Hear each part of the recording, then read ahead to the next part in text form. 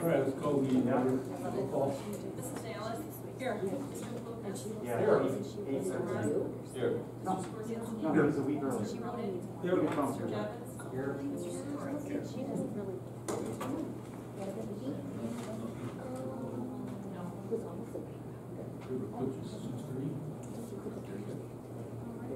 Agenda, personnel. In the action section, you have all of the personnel documents. I believe we do have one revision where Dr. Palmer, you want to update the board? You have a request for a special ed aid at Walnut Trail for a student that became eligible, and they're required to have a one-on-one because of his disability.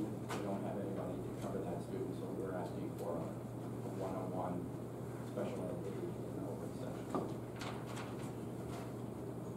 What's the grade level on that job? And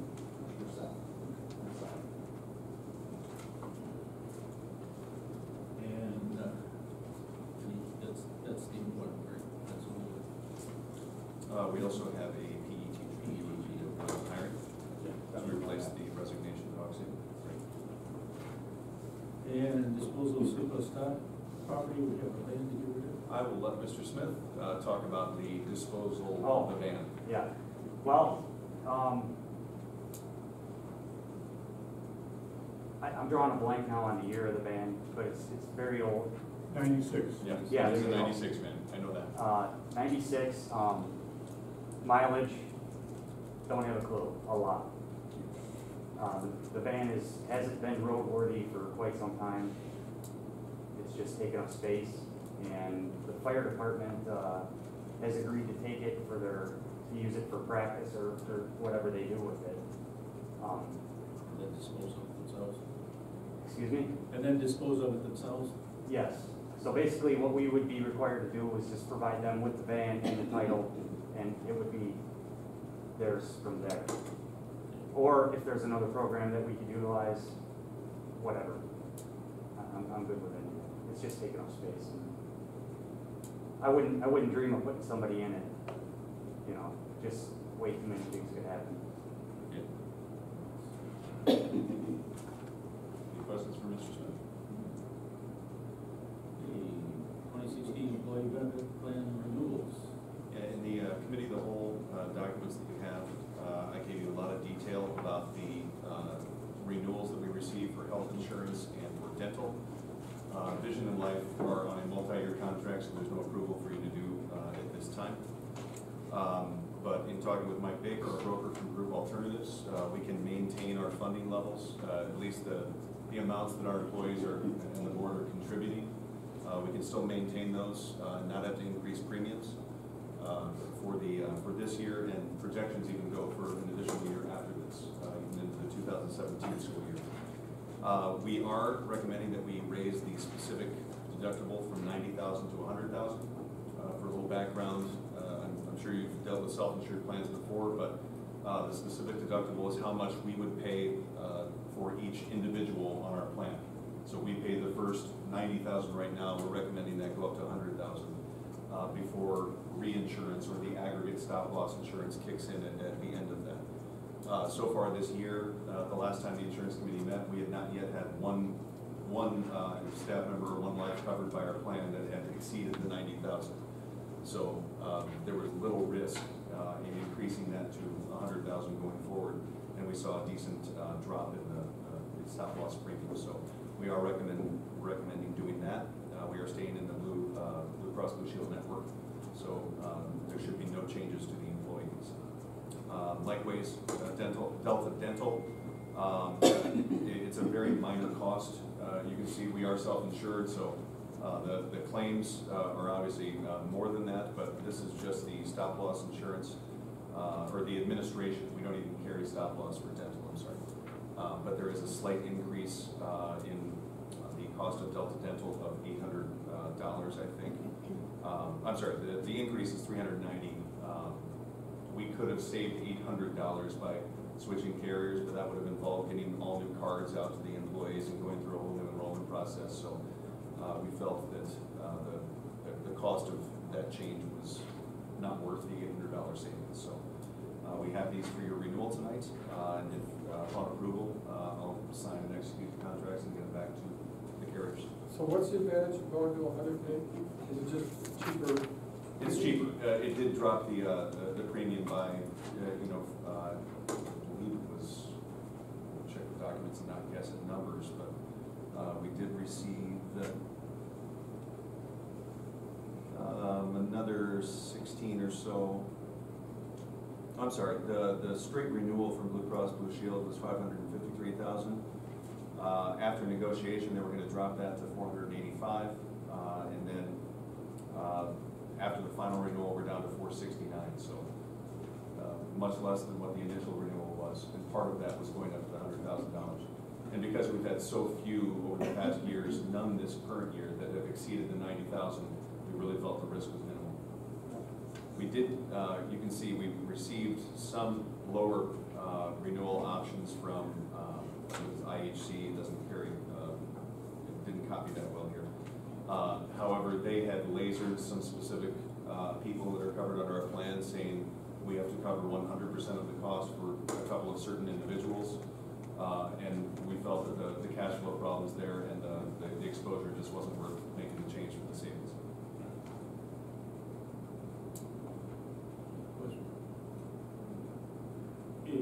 Approval of fiscal year 2016 tentative levy. Also, in your committee of the whole packet, I've got some detailed documents explaining what it is that we brought to you for the tentative 2015 tax levy. It's slightly misstated on the agenda. It's the 2015 levy, but it gets extended into 2016. So we did bring forward the plan that would phase in eliminating the deficit in our tort fund over a 2-year period. I've had some discussions with individual board members, but the length of time with which we fix that is, it could be a 3-year phase in. You could decide to do it all in 1 year. It would just add to the increase that this is going to. We do assume that we are going to go to our maximum rates in all of the funds that have an individual cap. So that being the education fund has a 1.62 cap. Operations and maintenance has a 25-cent cap. Transportation 12 cents. Then working cash, fire prevention and life safety, and leasing all have a nickel cap. Special education is capped at 2 cents. In the IMRF and Social Security Fund, we have increased those to cover their annual costs. So there is a marginal increase over what we had previously done. And if historically you've levied the exact amount in each of those funds. However, in recent kind of alerts that have come out of the Illinois Municipal Retirement Fund, they have really asked for their levy and their funds to be accounted for very exactly. So we are only asking for $525,000 in the Municipal Retirement Fund, whereas the combined Social Security and Medicare is $750,000. There's really no inflation put into those. That's basically what we have budgeted for the next calendar year. And then, as we discussed in October, the big increase in our tax levy is in the tort fund. We have previously levied about $650,000, even though we were charging $1.5 million in expenses. So not only have we increased the tort levy to $1.5 million to make it solvent on an annual basis, however, I've added another $500,000 of tort levy to try to eliminate the $1 million fund balance over a 2-year period. So that you are not approving any levy tonight. You are basically approving the fact that we will publish this and set the time and date for the public hearing. There will be a notice that goes in the paper. I've got that all set and ready to go, pending your final decisions tonight. Question. Yes, sir. EAD is supposed to be going up by the county. There was an article in the paper yesterday about Lockport and Lennox. Their EADs are going down because the sales are going up. Where are they finding these sales in Grundy County? We did see a decent amount of new construction. I believe we're going to have almost $23.5 million of new construction. Grundy or Kendall? That's all of our counties combined. I'm sorry. I think Kendall County, I don't want to guess the numbers, but one of the counties had about 12 million. I think that was Will County had about Grundy was around 6, if I recall, and then Kendall was the difference between those two. So we did see some, and then you're talking about why the homes in our area were reassessed at, yeah, a 5%-ish or somewhere in there. It just had to be local sales within the township. We don't control the assessments, the process side of it, as you know. I know you do. I just think it's funny that we're running a deficit, all of a sudden, the assessors is finding money for us. I didn't have any conversation with the assessor to request a higher assessment. Kurt, the question I think I would have is, why is it going down over there? Because everywhere, assessed valuation of homes and sale price of homes are going up, and everything. It seems really bizarre that would be going down. Two areas are going down and we're going up. I mean, there could also be large tax appeals that are, playing a factor into it. But I think the general consensus is that the EAVs are starting to turn around, and in our area, it seems to have happened sooner than others. We got 2 houses with a nice side of you. They've been on the market now going on a year. I think they're giving them away at their price. They're still not selling. Okay. So, I mean, as we discussed last time, also on the detailed document that's in there, you've been given 3 different EAV scenarios because the final EAV will have an effect on the final tax rate and what ultimately gets extended out in the form of tax bills. If this levy were to go through, this estimate on a $200,000 house would see a tax increase of $232 to $282 on an annual basis. So obviously, other values of homes you could multiply up to try to get an estimate of that. But we always try to talk in terms of tax bills rather than just necessarily talking tax rates, because the end user doesn't really make sense of the different amounts that we're levying. It's really what gets related to the homeowner. So as we get more information about EAVs, we will continue to revise this and try to help people understand what the impact might be on their individual bills. So what part of that is represented by the $500,000? The tort levy that is represented as $2 million. 1.5 is really what we charge to it on an annual basis. So I added another $500,000 so that over a 2-year period we could eliminate the deficit of just over $1 million in that fund. Oh, I guess, so the question I'm asking is, of this $232 to $282, what portion of that would be the $500,000? 1 second, just let me get back to a live document here. Okay.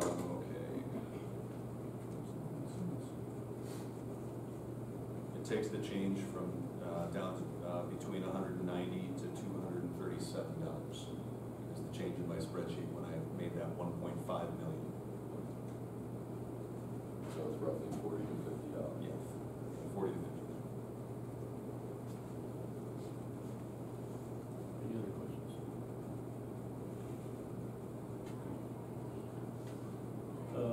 Triple I convention.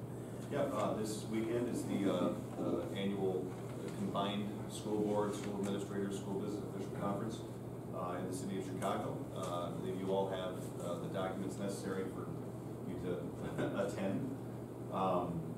The conference kind of kicks off on Friday morning. I know I'm presenting at a school finance seminar pretty much all day Friday. We have 2 sessions, and it's designed for someone that's been around the block on school finance, like board members that have seen this stuff a little bit more than once. And they've told us we have about 90 people signed up for each session, so it should be a fairly packed house. But I will try to break away and join people for lunch on Friday. I've let them know that I may be leaving my presentation a slight bit early. There's 2 other guys that can carry the torch there. You should have a packet that talks about all the different sessions and workshops. If you are more the political bent, there's plenty of sessions about legislation and that impact. There's school finance, there's looking at park and the Common Core type stuff. So a whole wide array of sessions for you to learn more about education and become better better than what we do here.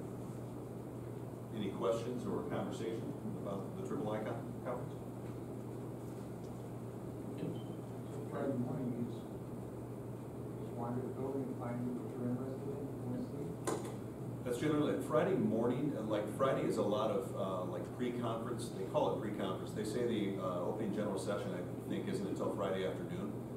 So Friday morning, if you didn't sign up for a conference, you may still be able to do that on site, or you can take a look at the exhibit hall and see the different educational products and services that are on display down there. Or they'll probably just let you sneak into a session if you're there. I don't see them turning people away from that. So yeah, and then I believe the first keynote speaker is sometime Friday afternoon. Transportation update. We really don't have much on transportation this month. I know we've identified some areas and some times where the cameras weren't functioning when we went back to look, so they've been going through a complete overhaul of the cameras, and we set up some new procedures to really check those 3 or 4 times a year rather than the annual, before school check. But other than that, they've just seen a lot of driver turnover. They've had a lot of personnel issues. A lot of what you see on your employment action items are resignations or new hires of transportation. So Someplace in here that I saw listing of the dates that how old our fleet is. that would be in the minutes of the transportation committee from last month. Is there a common theme why drivers are leaving? I haven't been told in that month. I mean, as you can see in the letters of resignation in the packet, somebody decided it was just time for them to retire. Another person had a job offer they couldn't refuse. So, Operation and maintenance update. Mr. Smith, anything for an operations and maintenance update? Short of us going crazy, trying to keep things going and getting ready for snow, nothing really new. I've been working on a lot of items for that became issues from the 10-year life safety survey, trying to get those squared away before, as quickly as possible. That's really about it. Nothing super new. STR has not yet finalized that life safety report, but Mr. Smith and his staff are doing their best to try to almost negotiate and try to handle as many of those projects as they can before they make it on the final list. So I know we've been trading emails about kitchen hoods and some of the items will be not even disclosed on the list because we've taken care of them. They've agreed that as long as we perform the work, they would look at it and sign off on it that, okay, it's good. A couple of items that I couldn't get to go away may or may not have a solution to. I emailed you this evening about one of them. It was the range hood at the elementary school. We're so close to being in compliance that there's just nothing else I can do. So there may have to be either a modification made to the hood, or if this modification couldn't be signed off on by an engineer, then it would have to be a replacement. I don't want to see that. So they suggested that we talk to Minooka Fire Department and see if what we have now, being that it's so close, would consider signing off on it for us to be in compliance, and we wouldn't have to perform any work on it. So it just remains to be seen. Negotiation.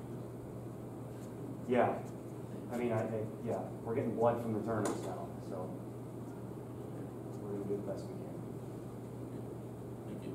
And it should be noted that you may have gotten the email that Mr. Smith is a new grandfather. So congratulations. We welcome Owen into the Minooka 201 family. Yeah, oh yeah, he's awesome. So congratulations. I never thought it'd be this cool. It's better than being a parent. Yeah. Okay, technology update. In the past couple of meetings, we've talked to you about how we've been doing some what I like to call a car shopping for a new grade book system. And so we've had couple different panels with a lot of webinars and dog and pony shows put on. But ultimately, the big core group of teachers that we brought in, they saw the two different vendors, A and B, and they ultimately decided, even though there were a lot of pros, we found some cons. And basically, when you weigh the cons and the cost and the training, basically put this on hold and just renew what we have for the 15-16 school year. So it's kind of puts a credence to the point of having large committees look at these things, because one of the big kind of death nail things I didn't think would even be a big issue, but that, a lot of teachers would not give this up, moving to a new system. So proved the point to bring a big committee together. So other than that, that's all I have.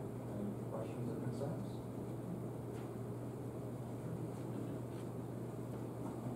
Anybody get more topics that they need to bring forward? Good 7 minutes from the picture table. I bet they're already set up. All right,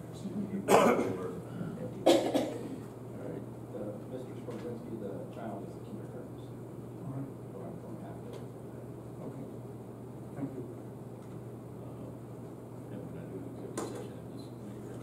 Yeah, we do. I mean, I have a couple of issues for later today. So I mean, we could spend a little bit of time now. Last meeting I said it's probably good to not really go into executive session too much in the committee, just because as huge audiences are starting to come for the celebrations, we have to ask them to remove. But yeah, I believe we can wait until the action session. Need a motion to adjourn? So moved. Second. All in favor? Aye. All right.